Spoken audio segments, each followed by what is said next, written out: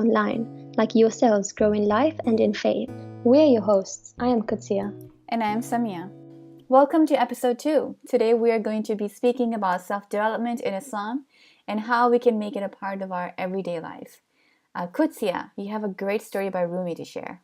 In my reading, I came across this beautiful story in the Mathnawi by Rumi, which shows how the heart can be transformed in either a good way or a bad way. So he says that there was once a perfume market where every person who wanted to sell perfumes had a shop. Anyone who entered this market would only sense the beautiful fragrance of perfumes, and everyone really enjoyed it. One day, though, someone came to the market and he came with a horse, and the horse dirtied the passageway of the market. The people became so angry because they couldn't tolerate the bad smell, but nobody had the strength to take the dirt outside. So it was really like torture for them. They got some other person to help them, and the moment that he entered the market, before even reaching the dirty place, as soon as he smelt the fragrance of the perfume, he became unconscious because he was so used to bad smells that he couldn't tolerate good fragrances. So it's really interesting because this man was a person that used to clean horse stables and he was really used to bad smells. So the moment that he did smell a good smell, he couldn't handle it. It just makes me go back and think about myself. I feel that, just like the guy who couldn't handle the good smell, I wonder if I myself am involved in this haze of uh, bad smells. It could be my environment, what I'm doing, acting, seeing, and I haven't even recognized it because I don't know what good smells like. And I guess I could forever live in that haze, but then why would I want to?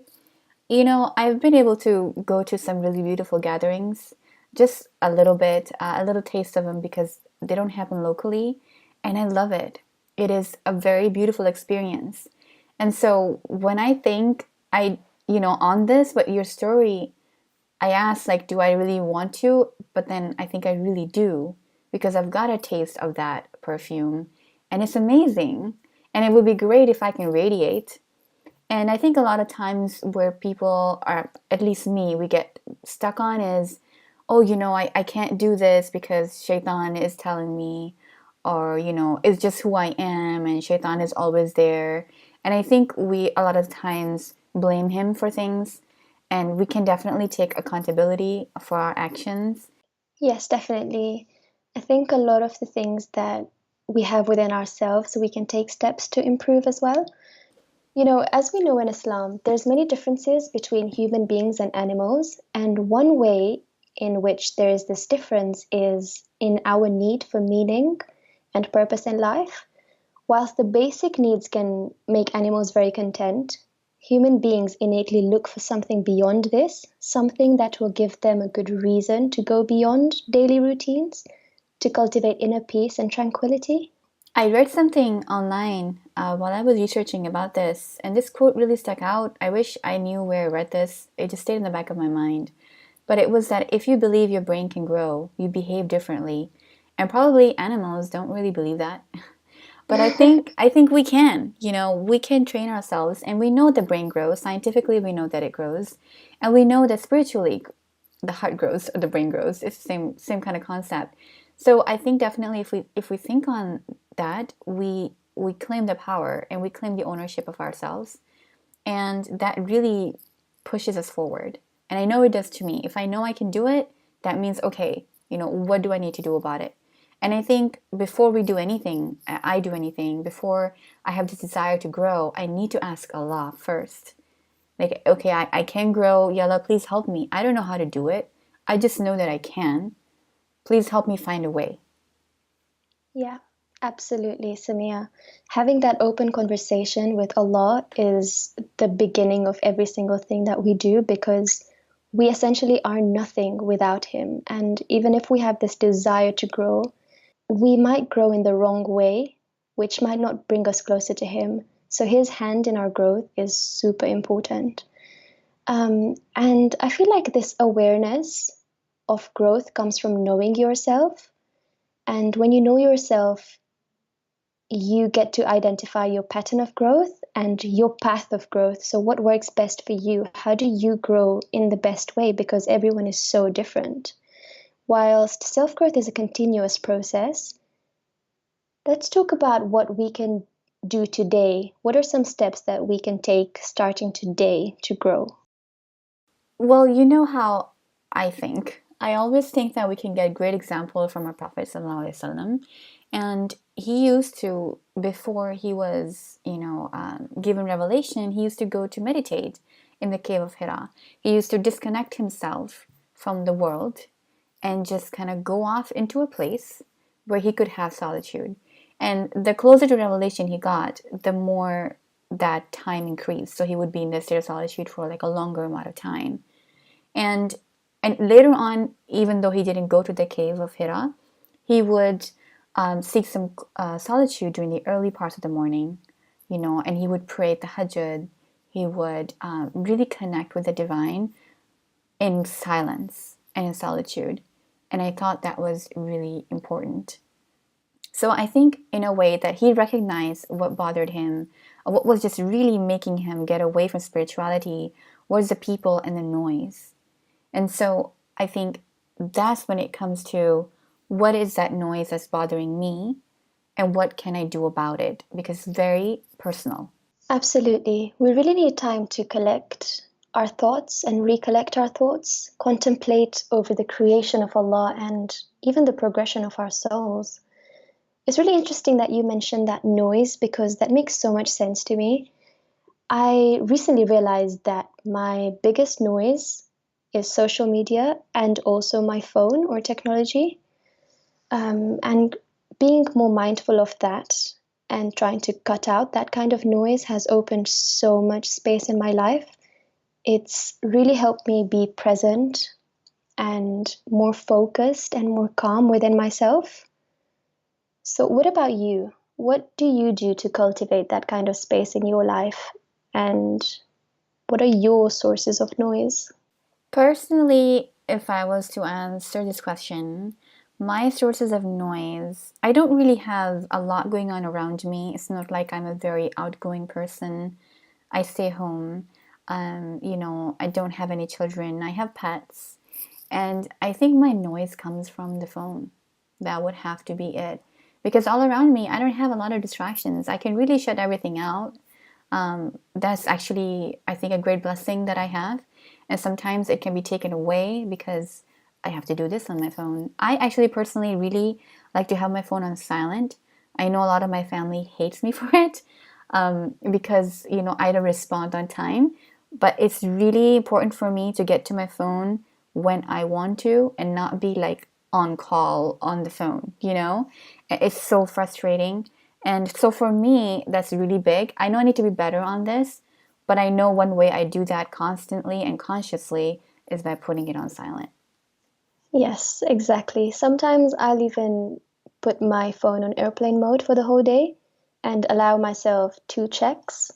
And that's not great when someone's trying to contact you. But at the same time, it makes me a lot more in control than giving my power and my time away on my phone without knowing it. And that's really scary. I'm afraid for the airplane mode, and I think I need to do the same. Definitely. Take like maybe not every day, but maybe like once or twice a week. I'm just gonna put it on airplane mode, and who cares if the world is burning? I need to, yeah, because I need to focus on myself. If I'm not well, Yeah, then nothing else can be well. yeah, exactly, exactly. So being mindful about how we use our technology and the power that it has over us gets me thinking about being mindful in general and being mindful about our creator. And really one way that we can do this as well is to be mindful of the words that we use and the kind of company that we keep, and the kind of people that we surround ourselves with, the kind of conversations that we have and how they make us feel, and being comfortable with letting go of those conversations that are not elevating us but in turn drain us. Another way to be mindful of Allah, I think, in general, would be to see what we look at. I know that's one of the things that a lot of us are surrounded with now. We turn on anything, we go on a drive, it's a constant advertisement, news, politics, all those things getting in the mind, and that clutters it, so it's not able to think clearly. So I think reflecting on what we look at is also important to create that connection with Allah that we're looking for. And another way to be in a state of spiritual growth is to connect everyday tasks to the divine. Meaning, everything that we do every day might be very mundane and it might seem very simple, like cooking or cleaning, but it can find some meaning in a spiritual realm if we connect it to the divine. One way I love to do that is in my garden walks, I call them. Even though I live in a desert, it's not like I have a lush garden overflowing with anything, but it's just that quiet, being in nature, really helps me to just look at, even though we have like a handful of trees that I look at, but I enjoy them. I planted them and I enjoy them. And then I just think of how they're created. I just think of how they're growing in a desert environment to begin with. And it's just a lot of ways that I can look at them and see myself in the trees. And then I can just look up at the sky and understand. Like yesterday, found myself doing that. It was very beautiful. We had clouds, and we don't really get clouds that often. So it was very beautiful to see those clouds and the patterns. And I'm like, and the moon was hiding. It was just such a beautiful scene. And it just made me realize how beautiful the Creator is and the power that He has over everything. And I was like, oh, everything's going to be fine. So that idea of connecting with every day is so crucial. I love, love, love that you mentioned all of that because your garden is beautiful. I love it. And I also love clouds and just how much we can learn from the passing of clouds as well as nature itself. I love to go on nature walks. And when I do, it's really fascinating to find the tiniest creature just living its life. And I always think to myself, Allah's provided for this tiny, tiny creature. Like that just blows my mind. Why am I so worried about my daily ongoings when Allah's provided for even that tiniest creature? Of course, He will provide for me. Like that just gives me so much peace in my heart and just renews my faith all over again. The other way I like to connect daily tasks is when doing the dishes, for example, or ironing shirts. And it might sound like a really mundane thing to do, but when I do the dishes, often I will try to think about how the water is so purifying and how I'm cleaning the dishes and I'm taking out the dirt from the dishes. And in the same way, I'll try to pray to Allah to take out the dirt in my own heart, just as the water purifies the dishes, that He can purify my heart. I think that's beautiful. Absolutely. Just everyday little things. Um, and I think in the end, it always turns into either praising Allah or making dua to Him. And in the way that, in both of those ways, we're reminded of how utterly helpless we are unless we have Allah on our side.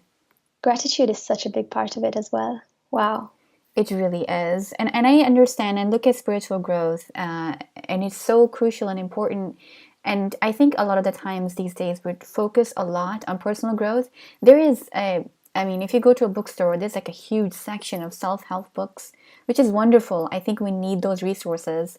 And I definitely am for personal growth because it has benefited me personally. However, without spiritual growth, I think we're missing a huge piece of the puzzle. If we don't focus on the spiritual growth, then I think our personal growth is going to be lacking. And we definitely need that spirituality to keep us sane in this crazy on-the-go world. I relate to that because every time I've wanted to grow personally, having the presence and the understanding and just the reliance on Allah carries it forward in such a smooth way. And having His barakah in everything that we do just amplifies the process even more. Spirituality is just that one factor that makes us human. And we can recognize our weaknesses through it, we can see our strengths through it, but in the end, it really is a huge launching pad for us to succeed in this world. If there's something that you've benefited from today, we'll be so grateful if you would share it with someone you know and subscribe to the podcast. You can also contact us at Soulful Latte Podcast on Instagram or write to us at soulfullattepodcast@gmail.com. We would really love to hear from you. Until next time, keep growing.